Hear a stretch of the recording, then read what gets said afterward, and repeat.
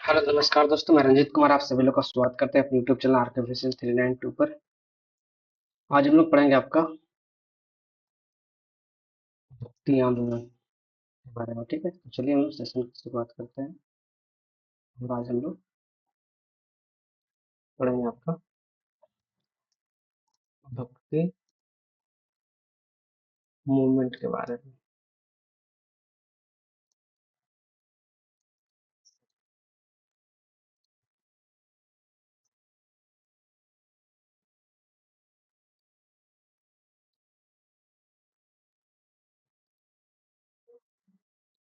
तो हम लोग भक्ति आंदोलन के बारे में पढ़ेंगे। चलिए हम सेशन की शुरुआत करते हैं आपका। एक चीज याद रखिए कि दोस्तों, भारत में जो भक्ति आंदोलन की जो शुरुआत हुई थी आपका मेनली आपका साउथ इंडिया से हुई थी। भारत में आपका भक्ति आंदोलन की शुरुआत कहाँ से हुई थी? आपका साउथ इंडिया से हुई थी आपका। ठीक है, और भक्ति आंदोलन को हम लोग दो तरीके से पढ़ सकते हैं आपका।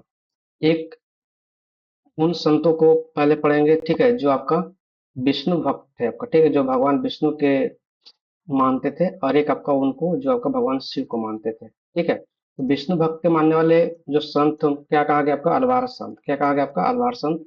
और जो भगवान शिव को मानते थे उनको क्या कहा गया? आपका नयनार संत। याद कैसे रहेगा आपको? ये आपका भगवान शिव का त्रिनेत्र आपने सभी को पता होगा। ठीक है, तो उससे अब याद रखिए कि भगवान नयन से मतलब भगवान शिव, यानी नयनार क्या होगा? आपका भगवान शिव की भक्ति करते थे आपका। ठीक है, नयनार संत। इस चीज को आपको याद रखना है आपको। ठीक है, और अलवार जो संत थे आपका वो भगवान विष्णु के भक्त थे। दो इंपॉर्टेंट चीजें हैं जो एग्जाम में आपका आता है आपको। इस सेशन का मेन जो ऑब्जेक्टिव है दोस्तों, आपका वनडे एग्जाम्स में आपको जो ऑब्जेक्टिव टाइप के क्वेश्चन आते हैं उसको आपको रिवाइज कराना। ठीक है, ये आपका बहुत ज्यादा हम इसमें डिटेल्स में आपको नहीं समझाएंगे ना पढ़ाएंगे आपका। हम मेन मेन जो फैक्ट जो एग्जाम में आता है उसको हम लोग यहाँ पे देखेंगे आपका। कुछ इंपॉर्टेंट जो कॉन्सेप्ट है उसको भी समझाते चलेंगे। तो हो गया अलवार संत आपका। ठीक है, तो अलवार संत में अगर हम लोग बात करें दोस्तों, तो अलवार संत में बहुत सारे संत हुए। ठीक है, उनमें से एक संत थे आपका अंडाल। कौन थे? आपका अंडाल थे। ठीक है, और अंडाल जो थे आपका ये महिला संत थे, इसलिए आपको इसको याद रखना है आपको। टोटल अलवार में जो है आपका संतों की संख्या 12 हुई। ठीक है, अलवार संतों की संख्या कितनी थी? 12। उसमें से सिर्फ एक आपका महिला संत थे, कौन थे? आपका अंडाल थे, इसलिए आपका अंडाल यहाँ पे लिखा हुआ है, इसको याद रखिएगा। ठीक है, और नैनार संतों में अगर बात करें तो निरुना बुकरस्सु सुंदर मूर्ति और इस बहुत सारे आपका नैनार संत हुए। लगभग आपका 63 नैनार संत हुए। इस चीज को भी आपको याद रखिएगा। आगे बात करें हम लोग आपका अलवार के बारे में। ठीक है, तो एक चीज याद रखिए कि अलवार का मतलब क्या होता है? आपका अलवार का मतलब होता है ज्ञानी आदमी। क्या होता है? आपका ज्ञानी आदमी होता है। तो कभी कभी पूछा जाता है कि अलवार का मतलब क्या होता है, तो अलवार मीन्स क्या होता है? आपका ज्ञानी आदमी होता है। तो इस चीज को भी आपको याद रखना है आपका। दूसरी बात आपको यह भी याद रखना है कि जो अलवार जो संत थे आपका वो एक ईश्वर पर बल देते थे। ठीक है, एक ईश्वर को मतलब कि बोलते थे कि आपका एक ही एक जो सिंगल जो आपका गॉड का जो कॉन्सेप्ट है उसको मानने वाले जो लोग थे आपका वो अलवार संत थे। एक भगवान को मानने वाले लोग थे, कौन थे? आपका अलवार संत लोग। इस चीज को भी याद रखिएगा। और अलवार संत अगर भगवान विष्णु की आराधना करते थे, तो सबसे पहले भी बताया आपको अलवार संत किसके भक्त थे? आपका तो भगवान विष्णु के भक्त थे। नेक्स्ट आपका कि अलवार जो संत थे मोक्ष प्राप्ति के लिए उन्होंने आपका दो चीजों के पर जोर दिया। क्या क्या? आपका भक्ति और पूजा पर। अलवार संत ने आपका मोक्ष प्राप्ति के लिए भक्ति और पूजा, यानी कि अलवार संत ने कहा कि अगर आपको मोक्ष की प्राप्ति चाहिए तो आप भक्ति कीजिए। ठीक है, और पूजा पाठ कीजिए। ठीक है, भगवान विष्णु की भक्ति कीजिए और उनका पूजा पाठ कीजिए तो आपको मोक्ष की प्राप्ति हो सकती है। नेक्स्ट है कि अलवार संतों की संख्या टोटल कितनी हुई? आपको 12 हुई। ठीक है, इसमें मैंने थोड़ा पहले बताया कि अंडाल तो क्या था? आपका महिला संत है, इसलिए इंपॉर्टेंट रहता है, इसको याद रखिएगा। नेक्स्ट आपका नैनार संत। ठीक है, तो नैनार संत की दोस्तों अगर हम बात करें तो याद रखिएगा कि नैनार संत जो थे आपका वो शिव भक्त थे। क्या थे? आपका शिव भक्त थे। याद कैसे रखना आपको? भगवान शिव के त्रिनेत्र वाले। ठीक है, भगवान शिव के त्रिनेत्र से मतलब नयन, मतलब नयन मतलब आँख, त्रिनेत्र। तो इस तरीके से आपको जोड़ के याद रख सकते हैं। और कुल संख्या कितनी थी? नैनारो संतों की संख्या कितनी थी? आपका 63 थी। ये नंबर याद रखिएगा, 63। और इसमें एक आपका संत जिनका नाम था अम्बी अंडार, जो गीतों को व्यवस्थित रूप देने के लिए जाना जाता है, नौमी अंडार को, इसलिए इसको याद रखिएगा। आगे हम लोग बात करें तो संतों का जो आपका जो मेन मेन जो संत हुए उनके द्वारा कुछ किए गए महत्वपूर्ण काम, एक जो सनातन धर्म को ये काफी इम्पोर्टेंट सिद्ध हुआ आपका, और उसके बारे में हम लोग बात करते हैं। तो इसमें जो सबसे इम्पोर्टेंट जो नाम है आपका दोस्तों, वो नाम है आपका शंकराचार्य का। किसका नाम है आपका? शंकराचार्य का नाम सबसे इम्पोर्टेंट है। तो याद रखिए शंकराचार्य का जो जन्म हुआ था दोस्तों आपका, वो 788 और 820 इनका जीवन काल था। 788 मात्र 32 वर्ष की अल्प आयु में इनकी मृत्यु हो गई थी आपका, ठीक है, शंकराचार्य की। ये शंकराचार्य आप कंफ्यूज मत होइएगा कि आज के जो शंकराचार्य टीवी वगैरह में देखते हो, ये आपका आदि शंकराचार्य की बात हो रही है आपका, ठीक है, जिन्होंने हिंदू धर्म सनातन धर्म को पुनर्जीवित किया आपका। क्योंकि आप सभी को पता होगा कि जब उत्तर वैदिक काल में के दौरान जो है आपका ब्राह्मण जो धर्म था आपका, ठीक है, जो सनातन धर्म जिसको कहा जाता है आपका, वो ब्राह्मणों का वर्चस्व बढ़ गया था। ब्राह्मण जो धर्म था, एक तरह से सनातन जो धर्म था, उसमें कर्मकांड, ब्राह्मणों का वर्चस्व, रिचुअल्स इतने ज़्यादा बढ़ गए थे कि जनता में काफ़ी ज़्यादा नाराज़गी फैल गई थी, और उसी समय उसी का रिपरकशन बोल सकते हैं, उसी का जो परिणाम था कि आपका बौद्ध धर्म और जैन धर्म जैसे नए धर्मों का उदय हुआ, जिन्होंने आपका सारे जातियों को शामिल करने की वकालत किया था आपका। तो कहीं ना कहीं आपका सनातन धर्म क्या हुआ था, जिसको ब्राह्मण धर्म भी कहा जाता है आपका, उसका पतन हुआ था आपको उस समय आपका, ठीक है, जब बौद्ध धर्म और जैन धर्म अपने चरम पर था, तो उस समय आपका हिंदू धर्म या सनातन धर्म या ब्राह्मण धर्म का क्या हुआ था, उसका पतन हुआ था। तो ये शंकराचार्य जो जन्मे आपका, इनका जन्म कहाँ हुआ था? केरला में हुआ था, अलवार नदी किनारे। तो इन्होंने आपका हिंदू धर्म या सनातन धर्म को पुनर्जीवित करने का काम किया, इसलिए इंपॉर्टेंट है, इसको जरूर याद रखिएगा। शंकराचार्य का जन्म कब हुआ दोस्तों? आपका जन्म हुआ आपका इनको 1788 में, मर गया 1820 में, मात्र 32 साल जिए आपका। इनका दार्शनिक मत क्या था? अद्वैतवाद, ठीक है, उपाधि क्या थी? परमहंस। और इनकी जीवनी कौन लिखा था? आनंद गिरि ने। जी याद रखिएगा, अद्वैतवाद का सिद्धांत आपका शंकराचार्य ने दिया था। अद्वैतवाद क्या कहता है? अद्वैतवाद कहता है कि आपका पूरे ब्रह्मांड में, पूरे यूनिवर्स में एक ही सत्य है, वो क्या? आपका ब्रह्मा, ठीक है, ईश्वर। एक ही सत्य है, वो क्या? ब्रह्म, ईश्वर। इसी को अद्वैतवाद कहा जाता है। ऐसे अद्वैतवाद बहुत बड़ा कॉन्सेप्ट है, ठीक है, उस पर चर्चा कीजिएगा तो आपका 2-4-5 घंटा भी चल सकता है। उतना आपको नहीं याद रखना, हमें याद रखना आपका कि अद्वैतवाद का प्रतिपादन इस सिद्धांत का किसने किया था? तो आदि शंकराचार्य जी ने किया था। इंपॉर्टेंट चीज है, इसको याद रखेंगे आप। अब यहाँ पे एक और इम्पोर्टेंट चीज आती है आपका, ठीक है, यहाँ पे इम्पोर्टेंट चीज आती है आपका कि शंकराचार्य जी ने, आदि जो शंकराचार्य है, उन्होंने हिंदू धर्म का आखिर कैसे पुनरुत्थान किया? दोस्तों याद रखिए कि इन्होंने आपका 4 मठ की स्थापना किया था। क्या किया था इन्होंने आपका? 4 मठ की स्थापना किया था। भारत के 4 अलग, जो भारत का 4 दिशाएं हैं आपका, उन चारों दिशाओं में आपका एक एक मठ की स्थापना किया था, ठीक है। जैसे आपका पूरब में जो है आपका उड़ीसा पुरी में आपका गोवर्धन पीठ की स्थापना किया था, और यहाँ पे आपका भगवान बलराम और सुभद्रा, बलराम व सुभद्रा के यहाँ पे आपका मतलब पूजा की जाती है आपका। और उसी तरीके से आपका उत्तर में जो है आपका ज्योतिष पीठ, ठीक है, बद्रीनाथ में आपका ज्योतिष पीठ मठ का स्थापना किए थे आदि शंकराचार्य जी ने। यहाँ पे भगवान विष्णु में समर्पित था। वहीं पश्चिम में अगर बात करें तो शारदा पीठ की स्थापना द्वारका गुजरात में किया गया था। यहाँ पे भगवान कृष्ण को समर्पित था आपका ये। और श्रृंगेरी पीठ में आपका मैसूर कर्नाटका में, ये आपका भगवान शिव को समर्पित था। ये 4 पीठों की स्थापना किए थे किसने? आपका आदि शंकराचार्य ने, और हिंदू धर्म को पुनर्जीवित करने का काम किया था। अगर बात करें दोस्तों आपके द्वारा लिखी गई किताबें कौन सी इंपॉर्टेंट है आपका, तो गीता भाष्य एक किताब था, ये याद रखिएगा, कभी भी पूछ लेता है एग्जाम में, इंपॉर्टेंट था आपका।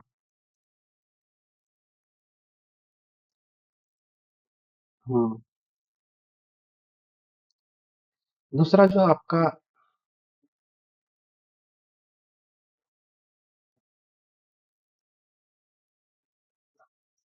दूसरा जो आपका इम्पोर्टेंट जो अलवर जो संत थे, उनका नाम था आपका रामानुजाचार्य का, ठीक है, रामानुजाचार्य का, जिनको विष्णु के अवतार के रूप में देखा गया है। रामानुजाचार्य को क्या देखा गया था?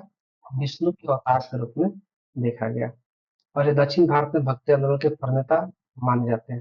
रामानुजाचार्य के आपका दक्षिण भारत में भक्ति आंदोलन के प्रणेता के रूप में माने जाते हैं, इसलिए याद रखिए।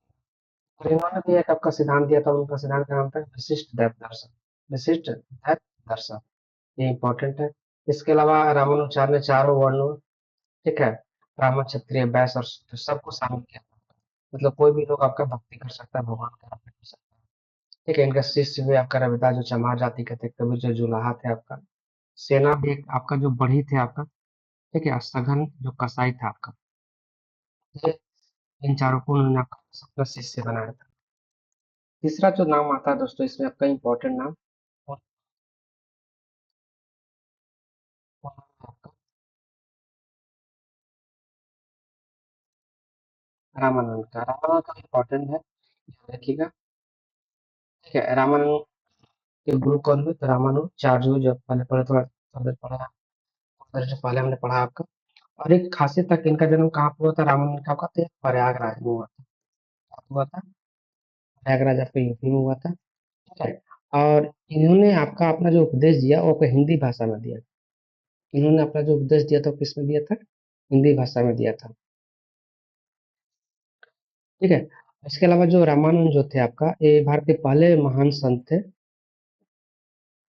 उत्तर भारत के पहले महान संत थे आपका। हाँ, तो यहाँ पे रामानंद जो थे आपका उत्तर भारत के पहले महान संत थे। मतलब अभी तक जितने हमने पढ़ा था वो सबका, सारे के सारे संतों का ओरिजिन क्या था?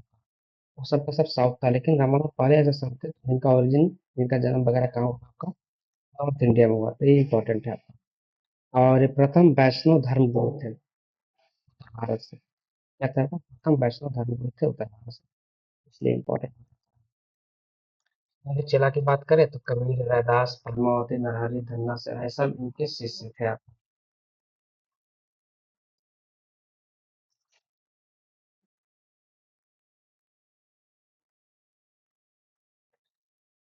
नेक्स्ट है कबीर।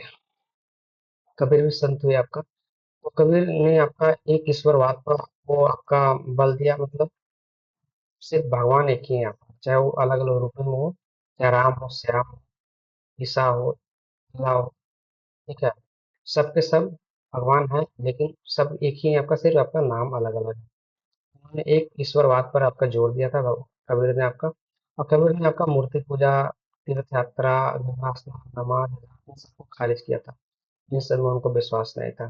ठीक है, और कबीर की अगर बात करें दोस्तों किताब लिखने की, तो कबीर ने आपका किताब लिखा था शबद, साके, रामायणी, मंगल, होली। ये सब किताब किसकी है? आपका कबीर की है। एग्जाम में आती है, याद रखेंगे। नेक्स्ट आपका जो संत है रैदास, जिनको संतों का संत कहा जाता है। संतों का संत जब भी एग्जाम में आए तो संतों का संत कौन होंगे? It will be Raidas. संतों का संत कौन था? तो रैदास थे, ये इंपॉर्टेंट है। गुरु नानक के बारे में हम लोग पढ़ते हैं आपका सिख धर्म में आपका। ठीक है, ऐसे याद रखिए कि इनका जन्म 1469 में रावी नदी किनारे आपका तलवंडी में जन्म हुआ था, जिसको हम नानक का साथ हैं।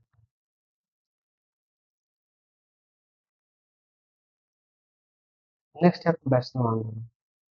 ठीक है, तो अगर हम लोग वैष्णव आंदोलन की अगर दोस्तों में अगर बात करें हम लोग,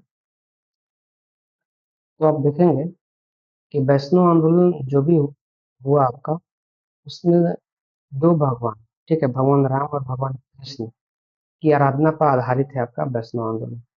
ठीक है, भगवान राम और भगवान कृष्ण की आराधना पर आधारित है वैष्णव आंदोलन। ठीक है, इसमें कुछ आपका व्यक्ति जो इन भगवान के आराधना करते थे, उनमें आपका एक नरहरि मेहता जो गुजरात से थे, मीराबाई राजस्थान से थी, ठीक है, सूरदास उत्तर प्रदेश से थे। इनको याद रखिएगा। और वैष्णव आंदोलन के कुछ प्रमुख जो संत हुए, उनमें एक संत का नाम है आपका चैतन्य महाप्रभु। चैतन्य महाप्रभु का नाम सुने होंगे आपका। इनका जन्म वेस्ट बंगाल में हुआ था। कहाँ पे हुआ था आपका? वेस्ट बंगाल के नदिया जिले में हुआ था। ठीक है, और ये वेस्ट बंगाल और उड़ीसा, इन दोनों राज्यों में इनका प्रभाव था काफी ज्यादा। और चैतन्य महाप्रभु ने अपना आराध्य देव किसको बनाया था? भगवान कृष्ण को। किसको? भगवान कृष्ण को आराध्य बनाया था आपका। भगवान कृष्ण को आराध्य बनाया था। ठीक है, तो एक चीज इंपॉर्टेंट है, इसको जरूर याद रखेंगे। कम से कम ये जरूर याद रखिए कि चैतन्य महाप्रभु का जन्म कहाँ हुआ था? पश्चिम बंगाल नदिया में हुआ था। और इन्होंने एक आपका संघ की स्थापना किया था, उस संघ का नाम था गोसाई। ठीक है, गोसाई संघ की स्थापना भी किसने किया था? चैतन्य महाप्रभु ने किया था। इंपॉर्टेंट है आपका, इसको जरूर आप याद रखेंगे। चलिए, नेक्स्ट है आपका निम्बिकाचार्य। नेक्स्ट क्या है? अच्छा, इसके बारे में।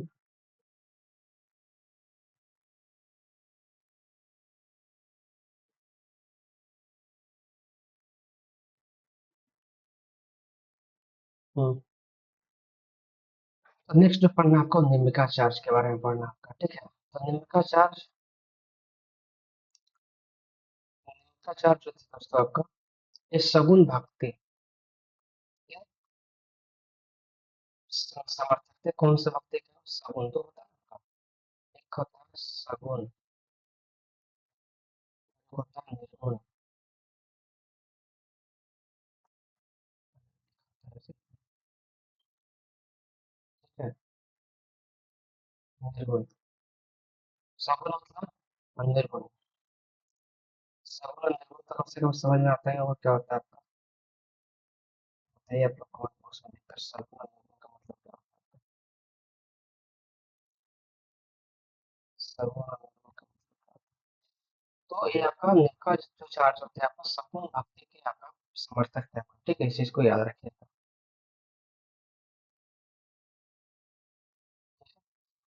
और ये भी जो थे आपका कृष्ण, उनका उनका चार्ज जो संत हुए आपका, उन्होंने कृष्ण को शंकर का अवतार मानते थे, ठीक है। कृष्ण क्या करते थे आपका, नीलकंठ, कृष्ण भगवान कृष्ण को शंकर का अवतार मानते थे। कौन? आपका नीलकंठ। इस चीज को याद रखिएगा, ठीक है, इस चीज को आप जरूर ये याद रखिएगा, ठीक है। इसके अलावा जो नीलकंठ जो चार्ट थे दोस्तों को दैतवाद और अदैतवाद दोनों को स्वीकृति दी थी उन्होंने आपको, ठीक है। दोनों को क्या किया था आपका, स्वीकृति इन्होंने दिया था।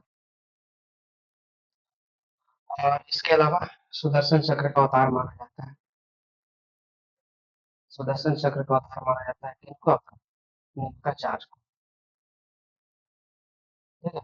सुदर्शन चक्र का अवतार किससे माना जाता है? नीलकंठ। से क्वेश्चन को एग्जाम में पूछा जा सकता है कि सुदर्शन चक्र का अवतार किससे माना जाता है, तो नीलकंठ को। आपका इंपॉर्टेंट है, इसको याद रखिएगा। यहाँ पे कृष्ण की बातें आ रही है आपको, तो कृष्ण से जुड़ा हुआ एक मंत्र है जो उसको याद रखिएगा। वो मंत्र जो फेमस है, पढ़े सुने होंगे। ओम नमः भगवते, ओम नमः भगवते वासुदेवाय कृष्णाय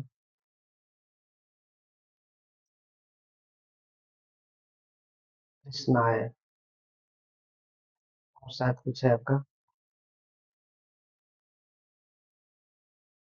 कलेश नाशाय, कलेश नाश करने वाला, कलेश नाशाय गोविंद नमो नमः, गोविंद नमो नमः।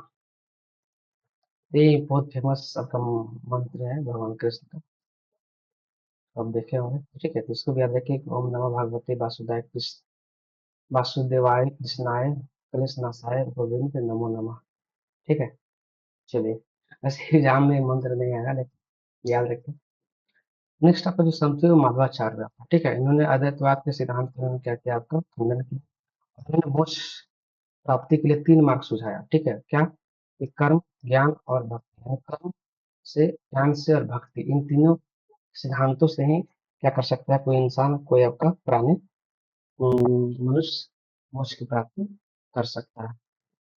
अगला जो संत हुए आपका वो सूरदास हुए दोस्तों। आपका सूरदास क्या था? वो कृष्ण प्रेमी थे। इन्होंने जो भी अपनी रचनाएं की उसमें हमका भगवान कृष्ण को आराध्य मानकर सारी रचनाएं इन्होंने किया। इनकी किताब है सूर सागर और साहित्य लहरी। ये किताब इंपॉर्टेंट जरूर याद रखिएगा। सूर सागर किसने लिखा? साहित्य लहरी किसने लिखा आपका? तो ये आपका सूरदास ने लिखा था। और नेक्स्ट आपका तुलसीदास आता है, ठीक है, जो अकबर के समय आपका हुए। उन्होंने किताब लिखा था विनय पत्रिका गीतावली, ठीक है। रामचरित्र मानस भी याद रखिएगा, रामचरित्र मानस। रामचरितमानस किताब भी किसने लिखा था? तुलसीदास ने लिखा था। इंपॉर्टेंट है, इसको भी जरूर आप याद रखिएगा। अगला जो संत हुए आपको मीराबाई, ठीक है। मीराबाई, मीराबाई आपको पता होगा कि मीराबाई एक ये बचपन में किताब में पढ़ते थे हम लोग अपने मीराबाई के बारे में आपका, कि मीराबाई क्या थी? वो कृष्ण प्रेमी थी, ठीक है। और मेरा भाई जो थी एक राजा की बेटी थी, मेरा भाई आपका एक राजा की बेटी थी, और इनका शादी भी जो हुआ था ना आपका, वो भोजराज के साथ हुआ था। भोजराज भी कौन था आपका? मेवाड़ के राजा राणा संगा के पुत्र था। ठीक है।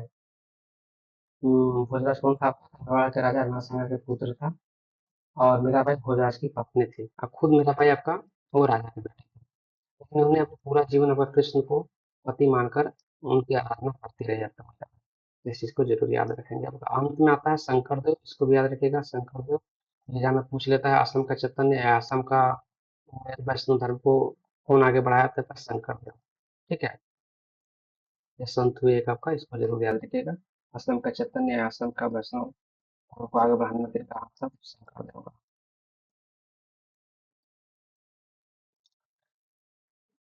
आगे बात आती है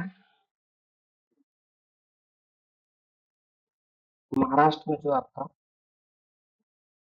हम्म हम्म, महाराष्ट्र में भी जिस तरीके से साउथ में नॉर्थ में आपका भक्ति आंदोलन बढ़ा, उस तरीके से महाराष्ट्र के इलाके में का स्पेशल आपका कुछ संत हुए जिन्होंने आपका वैष्णववादी धर्म यानी कि भगवान विष्णु का आराध्य मानते हुए धर्म को प्रचारित किया। ठीक है। तो इस महाराष्ट्र के इलाके में जो वैष्णववादी धर्म जो फैला, उसको हम क्या बोलते हैं आपका? पंढरपुर आंदोलन के नाम से भी जानते हैं उसको। पंढरपुर आंदोलन के नाम से भी जानते हैं। पूछ लेगा आपने पंढरपुर आंदोलन का संबंध किस धर्म से? तो वैष्णववादी धर्म से। आप इसको याद रखिएगा। और महाराष्ट्र में जो वैष्णववादी धर्म जो था आपका दोस्तों, उसके मुख्य देवता कौन थे? विठोबा। कौन थे आपका? विठोबा थे। ये भी इंपॉर्टेंट है, इसको जरूर आप याद रखेंगे। विठोबा, विठोबा क्या है ये पूछ लेगा आपको, तो ये आपका देवता के रूप में माना जाता है। और इसमें एक चीज इंपॉर्टेंट है आपका, कि जो महाराष्ट्र में जो संत हुए ना आपका, उसमें आपका जैसे ज्ञानेश्वर है। ठीक है। इसके अलावा आपका नामदेव। इसके अलावा हो गया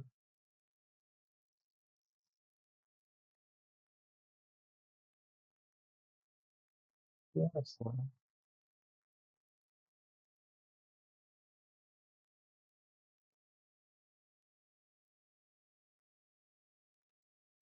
हम्म, एकनाथ रामदास। ठीक है। हाँ,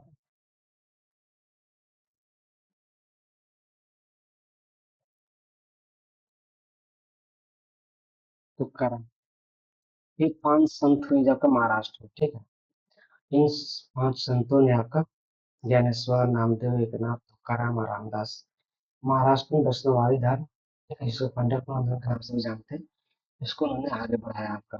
कैसे बढ़ाया आपका? महाराष्ट्र के जो पॉलिटिशियंस है ना, आप उनका नाम में भी देखे होंगे आपको, वहाँ पे बहुत सारा ऐसा नाम मिल जाएगा। जैसे उस समय वहाँ पे आपका एकनाथ शिंदे, जो आपका मुख्यमंत्री हुआ करता है, अभी शायद उप मुख्यमंत्री है आपका। ठीक है। रामदास अठावले का नाम सुने होंगे, एकनाथ शिंदे का नाम सुने होंगे आपका। ठीक है। तुकाराम वगैरह बहुत सारा नाम सुने होंगे। ये सब कहीं ना कहीं आपका भगवान से जुड़ा हुआ है, इसलिए वो नाम रखा जाता है। जैसे हम लोग नॉर्थ इंडिया में देखते हैं ना आपका श्यामनंदन, कृष्णनंदन, रामेश्वर, ये हो भगवान से जुड़े हुए नामों को रखा जाता है। तो फिर से वहां पर भी आता है प्रभाव काफी ज्यादा था इन संतों का महाराष्ट्र के इलाके में। तो ज्ञानेश्वर की बात करें दोस्तों, तो ज्ञानेश्वर ने गीता का मराठी रूप भावार्थ दीपिका को लिखा था। ये इंपॉर्टेंट है, याद रखिएगा। ज्ञानेश्वर ने गीता के मराठी रूप भावार्थ दीपिका को लिखा था, इंपॉर्टेंट है। इसी के अलावा रहस्यवादी संप्रदाय को उन्होंने आपका शुरू किया था, ये भी इंपॉर्टेंट है। ठीक है, इसको याद रखेंगे। और सांप सीढ़ी का खेल की शुरुआत में किसने किया था आपका? तो ज्ञानेश्वर जी ने किया था। सांप सीढ़ी खेल की शुरुआत जो लूडो में देखते हैं ना, इसकी शुरुआत भी किसने किया था? ज्ञानेश्वर जी ने किया था, इंपॉर्टेंट है, इसको याद रखेंगे। नामदेव की बात करें तो नामदेव को संत शिरोमणि के नाम से जानते हैं। पहले आपका संत बनने से पहले डाकू हुआ करते थे, भरकरी संप्रदाय के साथ स्टार्टेड भरकरी संप्रदाय। समझे?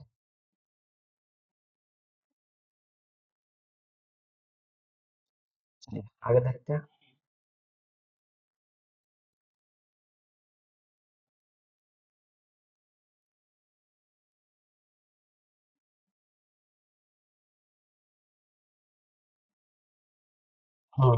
नेक्स्ट है आपका एकनाथ। एकनाथ के बारे में कुछ ज्यादा याद नहीं रखना, वो तुक्का के बारे में जरूर याद रखिए कि आपके सुदर्शन ने किताब लिखा था अभंग। किसा कौन सा किताब लिखा था आपका? अभंग।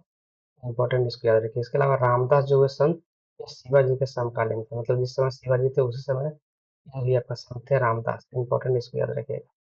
इसके अलावा अंत में एक मिताक्षरा किताब है, इसको लिखा था विज्ञानेश्वर ने।